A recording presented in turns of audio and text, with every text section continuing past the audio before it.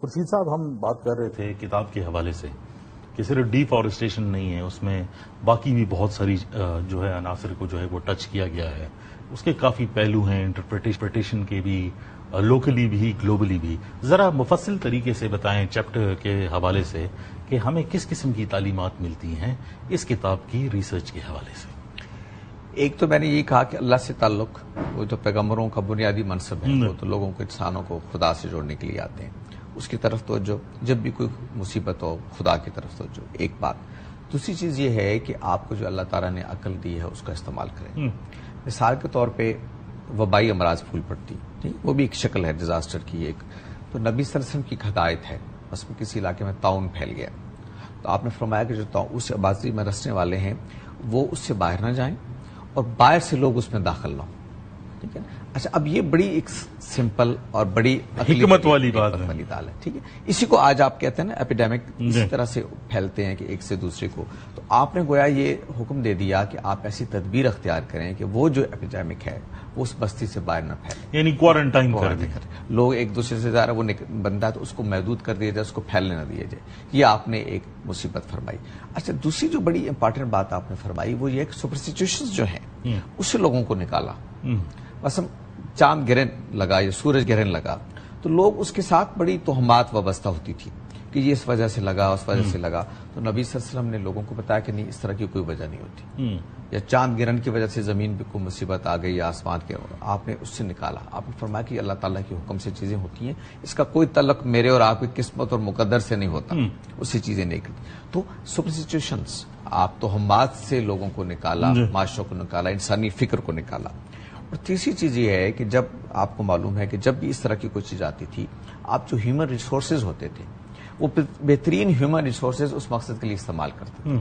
اچھا، مجھے بہت انٹرسٹ ہے اس بات سے کہ جو اس زمانے میں تھا کہ ڈیزاسٹر مینجمنٹ، چونکہ کتاب کا ٹاپک بھی ہے، کیا لائے عمل ہوتا تھا؟ میں نے جیسے کیا نا کہ ایک تو بس آپ نماز کا اہتمام کرتے تھے، خاص طور پہ نوافل کا.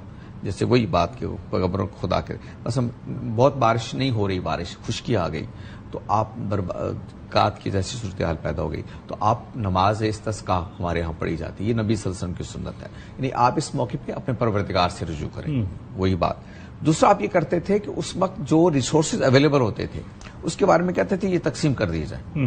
یعنی آپ ذخیرہ اندوزی سے منع فرماتے تھے، خاص طور پر ایسے موقع پر جب کوئی مصیبت آئی ہوئی ہے. آپ کہتے تھے کہ جو اناج ہے وہ نکال دیا جائے، تقسیم کر دیا جائے.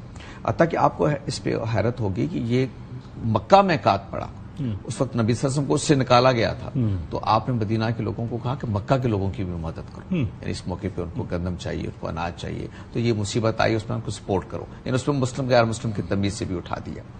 یہ ایک ہدایت آپ نے دی کہ اس کو چیزوں کو کرو. اچھا، اب آپ دیکھیں کئی دفعہ ہم غلطی کرتے ہیں رات کو. نبی صاحب نے فرمایا کہ چراغ بجھا کے سو، لائٹ آن. اچھا، چراغ کیوں بجھایا؟ اس میں آپ کو پتا پرانے دور میں دیا جلتا تھا، اس میں آئل ہوتا تھا. وہ آئل ایک اس سے وہ اس کے ایک چیز کے ساتھ جیسے شعلہ نکلتا تھا، چوہے وغیرہ اس طرح کی کھجور وغیرہ کے، تو وہ ہوتا تھا کہ وہ مثلا چوہا لے کے دوڑا، وہ گرا آئل، اس سے آگ پھیلی. آپ سو رہے ہیں، گھروں میں آگ پھیل گئی تو آپ نے فرمایا کہ چراغ کو بجھا کے سویا کرو. اچھا، اس سے پھر ہمارے یہاں پورے لوگوں نے، ہماری جو پوری فقہ جو ہے وہ اس کے نتیجے میں وجود میں آئی کہ کیسے آپ لوگوں کو کریں. انوائرمنٹ کے بارے میں مسجد، یہ جو آپ کو پتا ہے کہ جو ہم گندا کرتے ہیں انوائرمنٹ کو، تو جو یہ دلائی کہ انوائرمنٹ کو صاف رکھنا، اس میں نہیں جانا. تندور جو آپ جلاتے ہیں، تندور آپ اگر دھواں اس کا پھیلتا ہے محلے میں تو یہ آپ اس کو حق نہیں ہے کہ آپ لوگوں کی انوائرمنٹ کو خراب کریں. اس کے بارے میں بھی ہماری روایت کے اندر، دینی روایت کے اندر یہ موجود ہے کہ آپ انوائرمنٹ کو، پڑوسی کو کی اجازت کے بغیر اس کی انوائرمنٹ کو گندا نہیں کر سکتے. آپ پروٹیکشن، اجتماعی سوچ. تو میں یہ کہنا چاہتا ہوں کہ نبی صلی اللہ علیہ وسلم کو جب ہم اسوہ حسنہ کہتے ہیں تو یہ ساری چیزیں آپ دیکھیں گے. پانی کو کیسے پروٹیکٹ کرنا ہے. پانی آپ کو معلوم ہے ہمارے یہاں شارٹیج، یہ بھی ایک نیچرل ڈیزاسٹر کی ایک بڑی صورت ہوتی ہے کہ آپ کے پاس پانی نہیں ہے. نبی صلی اللہ علیہ وسلم نے فرمایا کہ نہر کے کنارے بھی وضو کر رہے ہو، نہا رہے ہو تو محدود پانی استعمال کرو. سکھایا کہ اسراف نہ کرو پانی کے استعمال میں. تو انوائرمنٹ، درخت لگانے کا جیسے میں نے آپ کو کہا کہ اس کی طرف توجہ دلائی. یہ ساری وہ چیزیں ہیں جو انوائرمنٹ کو پروٹیکٹ کرنے کے لیے انسانی عقل کے مطابق آپ نے کرنے کی طرف ہماری توجہ دلائی. اور میں آپ کو خوشی ہوگی یہ جان کر کہ قومی رحمۃ اللہ عالمین و خاتم نبیین اتھارٹی نے اس سال جو ہم نے سیرت فیسٹیول رکھا ربیع الاول میں، اس کا اس کا جو ٹاپک ہے وہ ہے mercy for the earth in the light of the teaching of the holy prophet صلی اللہ علیہ وسلم، کہ وہ عالمین کے لیے رحمت تھے. تو آپ عالمین کے لیے رحمت ہونے کا مطلب ہے کہ زمین کے لیے بھی رحمت تھے. تو اس زمین کی خوبصورتی، اس کی بقا اور سلامتی کے لیے آپ کی طرف رجوع کیا جائے.